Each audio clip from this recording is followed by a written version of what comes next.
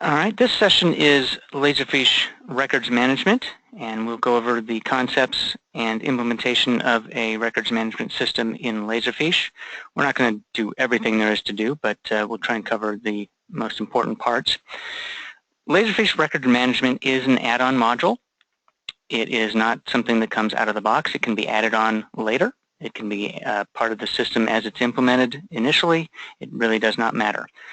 However, with records management licensed in your system, the ability to create records management or record series in the repository is in place, and records managers can then take action on records within the repository. So a bit of terminology should be covered here initially. The concept of a record series is really a type of document. Does it have a certain life cycle is the question. How long should it be in the system? When do they get deleted from the system? What triggers that deletion? Things like that. Those are the life cycle items that you might want to consider. And each of those can be defined within a record series. So as we can see here, there's these special folders that are in Laserfiche here that I've created for demonstration purposes. And these are record series, and this is where the records live. And when I say records, it's really just a Laserfiche document that's under a record series. It's really a document, but it's a record, if you want to call it that.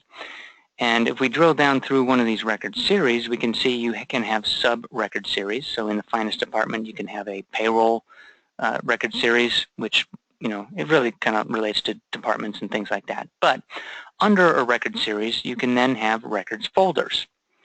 And typically, this is fairly common. You have yearly records folders. And within those record folders are then the documents. You could call them records within the records folder because we're talking about records management stuff, but it's really a document, and it can have its own template information unrelated to the records management information on that folder or document. Template information works just the same. The documents function just the same. Workflows can take action on the documents as they do in the system in regular folders as in record series. So nothing breaks. It's a different way of storing documents. And in fact, there are a workflow or two that we build to do what Laserfiche called and came up with many years ago called Transparent Records Management, or TRM, which, because the document itself lives in a records management area, many normal users don't need to see this records management area, nor would they even understand the structure. So you might build a different folder structure and make a copy or make a shortcut of that document from the records management location and put it into a subfolder that makes more sense to a regular user. So that document might actually live with a shortcut in this folder, but it really is under records management. By the way, I didn't know how much of that was I did it just again. like a preface with the screen. We're now going to go over Laserfiche records management in this training class. We've logged into the Laserfiche repository, and we're going to look at records as they exist in a records management area. And we're going to cover some of the concepts of records management as well as how we might take action on records that are in the Laserfiche repository. Some of the concepts are records series. That is what we see here under 000 records management. This would be a record series. This tells us the information about that document or those records. It's got a name. It might have a cutoff instruction, which is a records management concept, meaning that the document is no longer or should no longer be active and therefore should be cut off. And the cutoff instruction is telling us when that event should happen. Does it happen at the first of every year for all the documents that were put into the system over the previous year? Or do they have to be done every month or every quarter? but it's some way of telling us that the record is no longer active and will now go into its retention period. So that's the kind of cutoff instruction, and that could be a date, it could be an event, it could be both. And so we have different types of cutoff instructions. And then we have retention schedules. So because the document, or the record in other words, has gone from active to now retention, it now has to be in retention for a certain period of time before that record can be put into a disposition. And that disposition could be destroyed, or it could be copied and moved onto some third-party Laserfiche system that stores documents for you. That's called accessioning, but and it uses a Laserfiche briefcase, but that's one option as opposed to destroying the document. Some documents actually go in and they're permanent. They're never actually removed from the system, so you can do that. You can also designate documents as vital records, meaning there may be corporate documents that need to be reviewed every year, and vital records have a review cycle. So you can set things like that. So those are some of the concepts. If those aren't clear, let me know. But this is where we set them. And you can create a top-level record series and then create sub-level records series that have different properties. So one might be, have none. Some might be annual cutoff and whatnot. So once you set these values on the record series, maybe 7 years then destroy for records that relate to employees, right? Maybe their time cards need to be destroyed. Well, employee records usually, once the employee leaves the company, they have to keep the records for 7 years and then destroy them. So that might be a setting you might put on there. Now, once you've applied that setting to the record series, that will then be applied to any new record series that are created. Also, they will apply to the records folders. So in this case, this one also has calendar cutoff, 5 years until audit, or until audit is complete. Now this is slightly different than the one above it. So the thing is, for record series, they can have different properties. It's not hard and fast that this one tells this one, okay, that's what it's set. You can actually have slightly different properties for each record series. But when you create a new record folder under that record series, it will inherit the properties of its parent record series. And in fact, if we look at that record properties here, we can see that it has calendar cutoff, but this one, actually I probably switched it. It should also have the same 5 years or until audit is complete. But records folders have a slightly different piece of information here. It's got the filing date. And if it's an annual cutoff, the actual month and day don't matter, but the year is important, because that means on the beginning of 2017, these documents can be looked at and maybe even disposed of, or at least put into retention if they are going to be put into retention. So that date is, it really doesn't matter. It could be the first of the 2016 or the end of 2016, as long as the annual cutoff is set. Depending on if it's a maybe weekly, the date might be really important. So these filing dates are important as far as record folders go, but not for record series. So that's some concepts. And then within the records folder, there might be documents.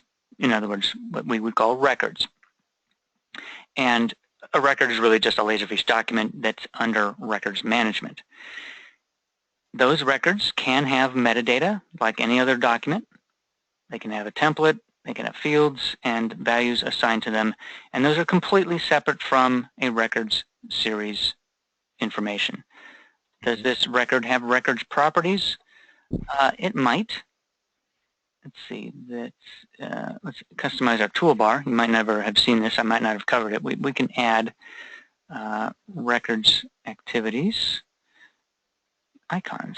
So let's go add one up here. We can customize any icon we want on the icon bar.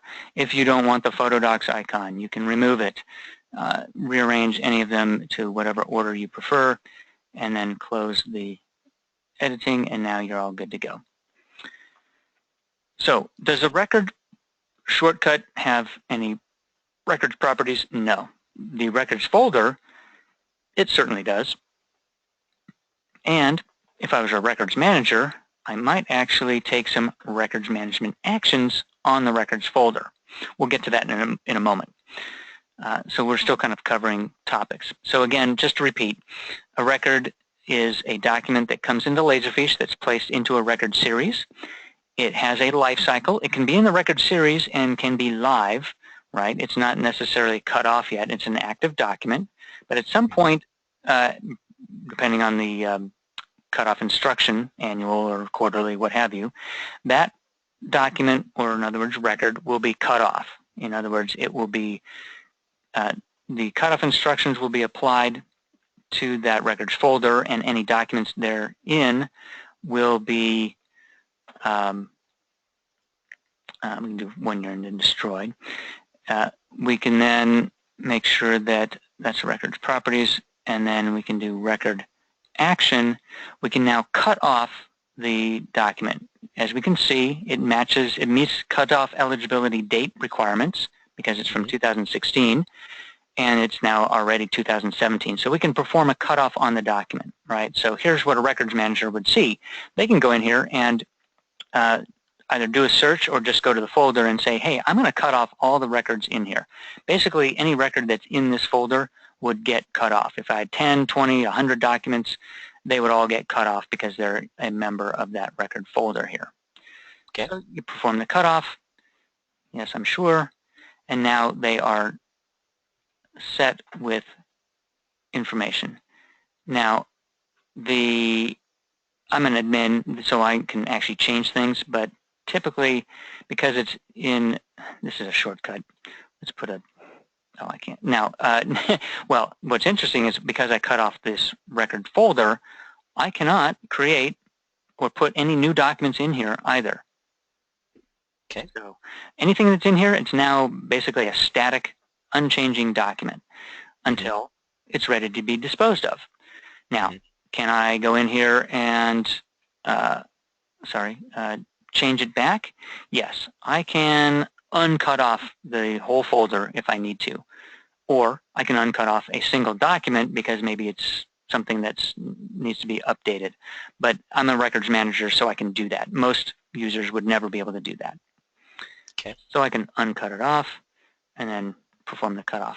If I don't know, I can look what the projected cutoff eligibility is. And then because that retention period is 1 year, then destroy, it gives us our final disposition eligibility date as the 1st of 2018. Okay. So pretty cool. So that's some of the activities a records manager might take. You can create new folders. We'll create a 2017 folder. And let's take a look at the properties on that folder that I just created, because what's today's date? The 20th? Correct. Yeah, so here's the filing date. By default, the filing date is automatically set at the date that that record folder is created. Now, does it have to be that? No. In this case, because we're using the calendar cutoff, it's irrelevant. Just the year is useful. But if we were doing monthly cutoff, then that's fine, as long as the month is correct. But if we're doing, well, geez, I don't think we'd ever want to see a records manager doing daily cutoffs. That would mean they'd have to come into Laserfiche, run record series searches for every single document that they need to cut off in that day. Now, it's easy enough to do, but it means they have to do something every day. Yeah. Typically, we would see, maybe weekly as the most frequently done task, but preferably monthly, quarterly, and or yearly. So the date's important to a certain degree depending on what you're doing with your cutoff instructions. So there you go. You have that. Now, because it's not been cut off, I can create and put new documents in here, put subfolders. Yes, you can put Laserfiche folders in here and then put documents in there. And the document itself will come under records management. The folder doesn't really matter too much, but if you cut this off, then the folder's fine, not a big deal. Okay. All right, so you can build a record series, you can build sub-record series, you can even do records folders. Can you create a new records series under a folder? No, you cannot. And if that record series is there, can I create a record series under a record series? Yes, I can. I can put in the name. You don't have to put in the code, but you definitely need a name. And if you do put a code, the name ends up being applied with the code. So let's say we create a series called new series, and I give it a description. You don't have to put a description, by the way. And you don't even have to apply any cutoff instructions or retention schedules at this time. You can come back in a moment and do that. But let's just do the test here. I have not put a code in here, but I'm going to create a record series called new series. Click OK. Oh, I might have set something where it can't be blank. And that might be in the admin console. So in this case, we'll give it a subcode, and we'll click OK. So now it allows us to have a new series under there. At this point, we can go back to the properties. We can change the settings here, retention schedule, and then whatever we want. Notice at the very bottom here, there's this apply changes to child record series and record folders. Remember how I said that changing these settings don't affect the record series below it or the records folder below it? That's true unless you check this box, at which point it will push these changes that you might have made to the top level record series. It'll push it down to those record series or records folders. Okay. So that is kind of handy. That wasn't always the case and wasn't always in there, but there you go. If it's not anything we need and you realize you made a mistake, we can take that out because it's got nothing in there. If anything had been cut off, you probably would not be able to delete it. Can we delete that to the recycle bin? Well, look at that. It'll let me do that because I'm an admin. That's not a good thing. Let's go ahead and restore back to the original. There we go. And we had cut off, well, I could be wrong. Let's do records management actions. Oh, it wasn't cut off. That's why. Okay, let's cut that off. And now let's see if I can actually delete that. And it does too. Well, there you go.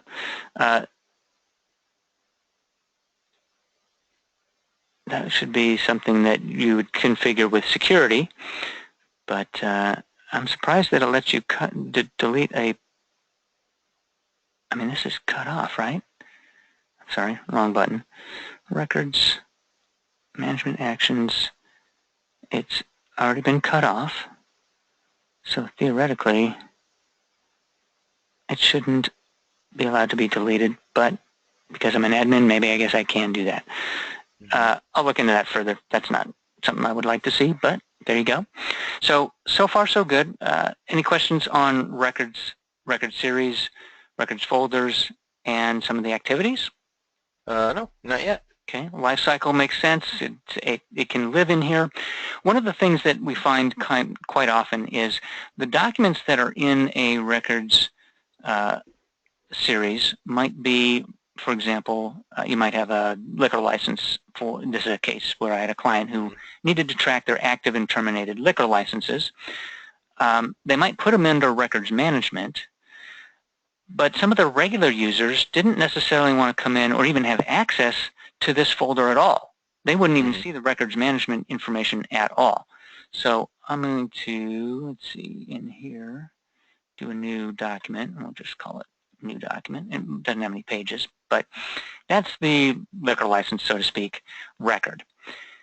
Laserfiche came up with, quite a few years ago, a concept of the transparent records management, or TRM for short, which basically allowed and was generated by workflow so that you could have a different storage paradigm between the record series, which you can see here, and regular folders.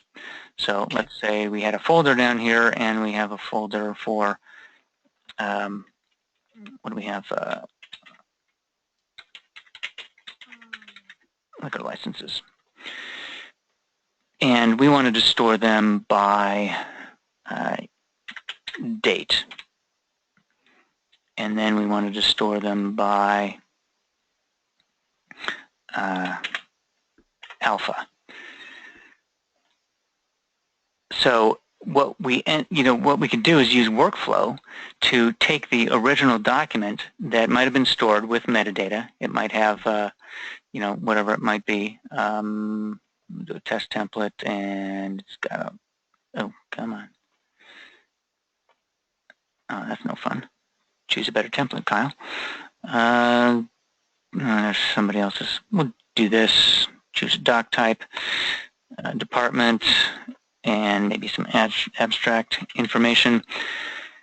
And the workflow would basically take that metadata, move it to the correct record series, but then also make a copy or a shortcut to the regular folder that the user could see.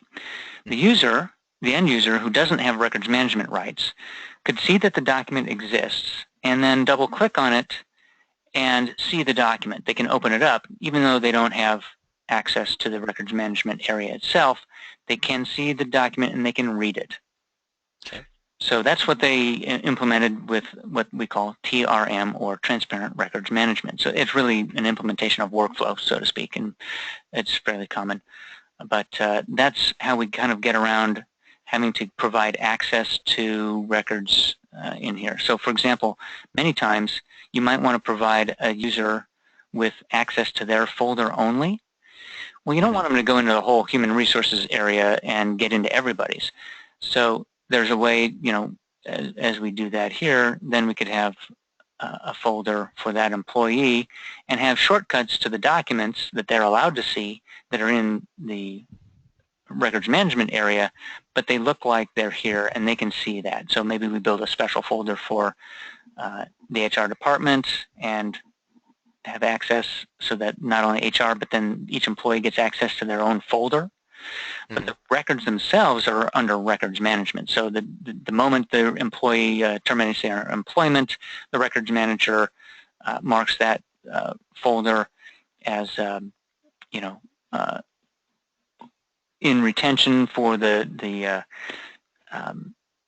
7 years after the end of their employment, right? So that event is they end their employment, so that starts the retention period, and the cutoff instruction is end of employment but annually. So let's say I left Cities Digital at the in October.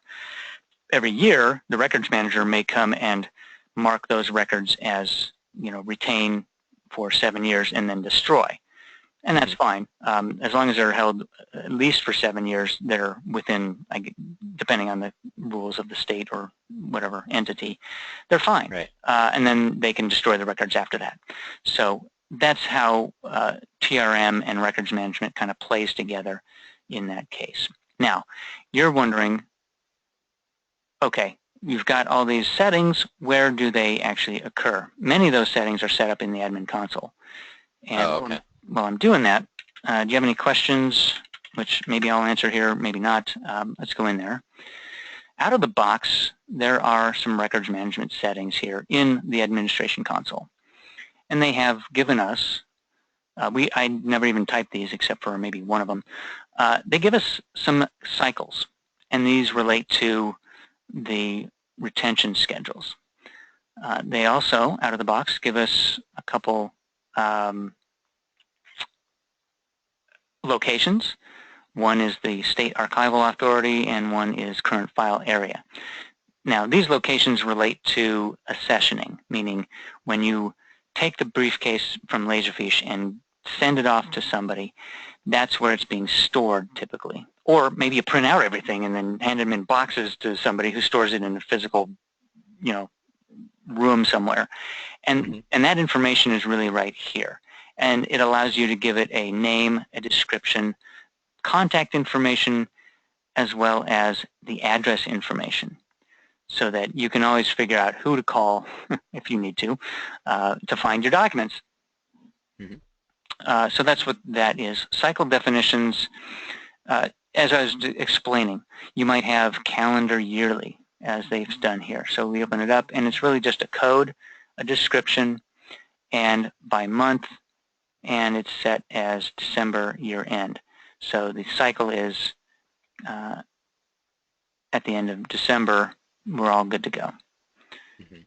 All right, calendar year by month of December, and you could even type in a description, which was already in there. You could do calendar yearly, but in July. You could switch the month and say, you know what, my calendar year is, for my organization is actually July. So that might, okay. Well, I can't change this one because I've already got records management objects currently using this entry. But before you get started with records management, a administrator might want to come in here and set these before they get rolling into that. So there you go.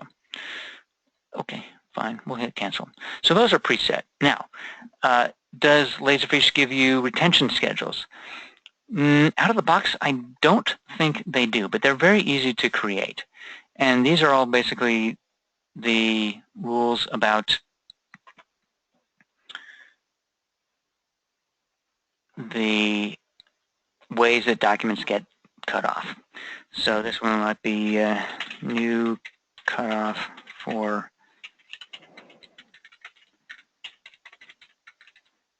not typing, am I?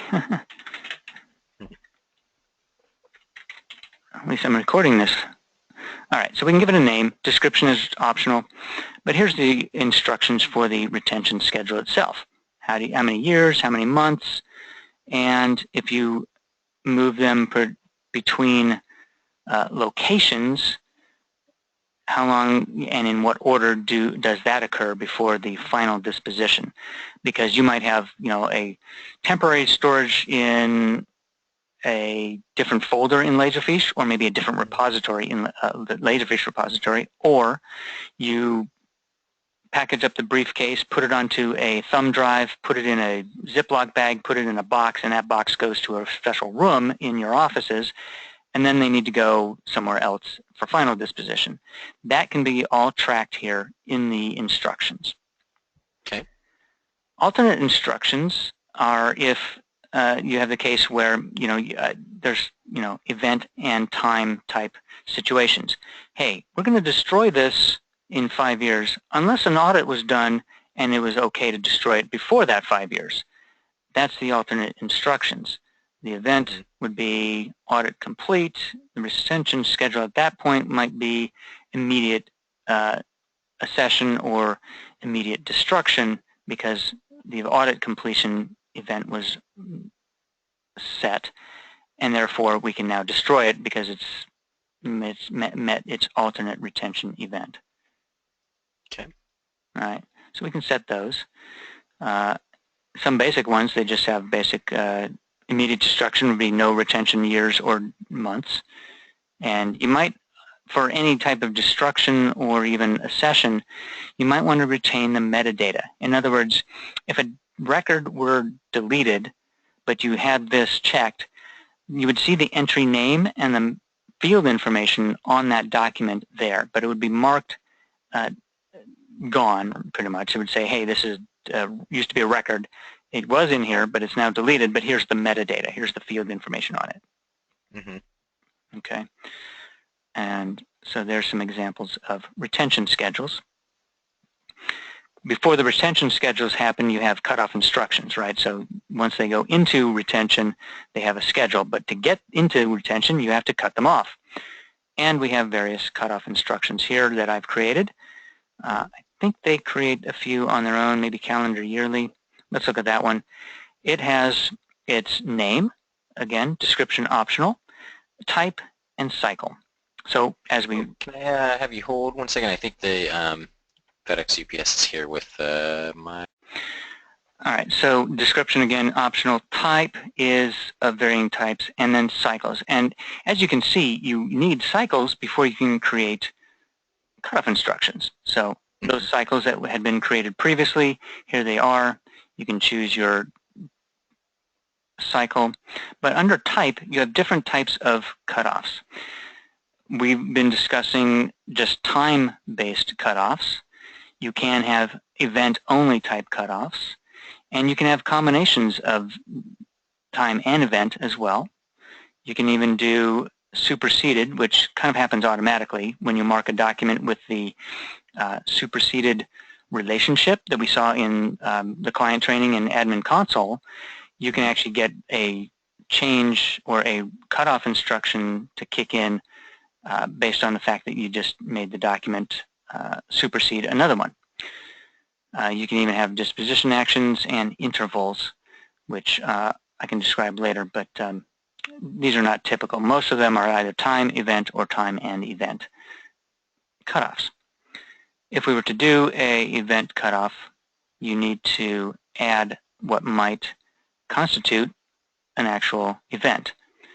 Was an audit completed? And if you have more than one, you can give the logic. It requires any event or all events. So, kind of cool. So for those events, you might need a couple events to occur before you can actually put them into retention via the cutoff instructions. So with that set, you have basically all the foundation to set up your record series and then take records management actions on a record. So let's take an example. Let's go look at the properties, and we're going to do a license expired, business closed cutoff instruction. So that needs to be set there. There we go. So let's do records management, and let's take an action. And in order to cut it off, okay, so here's the difference. Notice let's go over what the items are here in a records folder. The folder itself can be closed. Now, closing is a slightly, it's not a complete cutoff. It doesn't put the documents, or in other words, the records, into the retention period. But it does kind of lock everything. Normal users would not be able to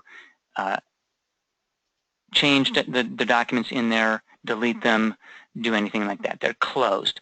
Many times you perform a close because you might need to just not let anybody do something on that folder at a particular time.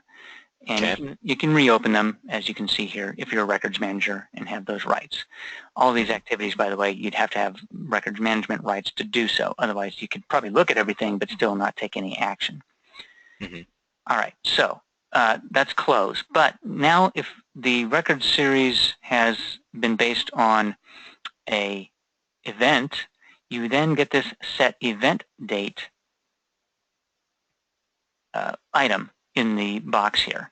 Because if we don't have it set that way, let's go back in here, and let's say there's none. We'll go back in, and then we'll go records management actions. Notice the set event date item is no longer there. Mm-hmm. Okay, so that being set with its properties of, we'll use license expired. And then we'll go to our records management actions, and we'll set the event date. So this one, we can double-click and set the date. Let's set it for yesterday. And we'll set them both for yesterday. So the business closed or the license expired. In fact, I think this rule means it would be one or the other to actually close it off. I'll unset that one. All right, so the business closed. Therefore, the liquor license, I guess, this was for liquor licenses. If that's set, then I can then cut it off because the event date has transpired. Mm-hmm. So, in fact, if we go here, we can do that. So it's allowed to cut off. If we unset that, oops, I keep doing that, unset the event date, can I cut off? No, I can't perform the cutoff yet because the event date was never set. Okay. All right. So this is going to be the kind of the order, as we see from top to bottom, that the records manager would go through on the records folders. If there's event dates, they have to set the event date. Then they can cut it off. And then once cutoff has passed, or at least the retention period has passed, they can then destroy the document. Okay. So cutoff, retention period starts, retention is then, alternate retention, maybe they set a event date, and then they can go onwards to destroy, but it's not even been cut off, so can't even do that. So let's do that, and then we'll cut off. Alternate retention date's been set, and now we can actually destroy it because the alternate retention date was already set. If that one is unset, we should not be able to destroy it. So lots of different ways that a record can be cut off, retained, and destroyed. So wanted to show you all those activities here in one place. Okay. All right, so that concludes records management training. Again, Great. I'm going to pass out some documentation, a quick user guide to remind you of this information. But records management is a great tool. Now, one thing I didn't mention, let's go ahead and go into some searches. Sorry, we're not done. I always do this. Let's go in, and as a records manager, you would have some records management searches. In fact, you get the records management search available to you, and you can conduct various searches. You can search for, if we customize it, we can search for all these different pieces of information. Look for based on record series. We can look for any transfers. Is it a vital record? Was it frozen? I forgot to mention the concept of frozen. Frozen is a lot like closing, but you can typically freeze a record itself because of maybe a legal hold, right? The legal department says, hey, don't delete those documents, even if you've got them in a record series and you're going to delete them. You need to freeze them so that they are not removed from the system because we've got a lawsuit and we need those records. That's what frozen is for. Cutoff, we know that. Cutoff instruction type, dispositions, etc. So we can use a search for this. Now, what are the most common searches in records management? Well, we saw one. We want to look for documents that are eligible for cutoff. Two, we're going to look for documents that are eligible for disposition. Three, we're probably going to look for maybe ones that are in that have a particular cutoff instruction or event type that needs to be set. Maybe we need to look for the documents and then set the event date because they're not necessarily there. So what you end up doing, and I recommend this to my clients who do use records management, is you'll actually do your search and then save it, and that way you can have records series or records folder searches that match, you know, to either today's date or whatever, but you've got your preset records management searches, every type that you need, and then you just fill in maybe some different information if it has to be different, but you just go ahead and load that up. I'm going to look for anything that's ready for disposition in this manner, click search, and there we go. I have two. All I have to do is now take action on that one and whatever it might need to be, because it's already been audited on the 27th. It meets the criteria to destroy, so I can take action on this one and destroy it, whatever I want to do. So these searches, these saved searches, are really handy. So no matter what you're doing in Laserfiche as a records manager, if you have saved searches, it makes your job a lot easier. And it's really just some of the 4 or 5 or 6 basic types of searches you'd be doing, and then you can just do that. And if you do it every week or every month, it's so much easier. Yep, makes sense. All right, so that is kind of records management end to end. Hopefully all those concepts make sense, and I will pass out the records management module to you at a later date.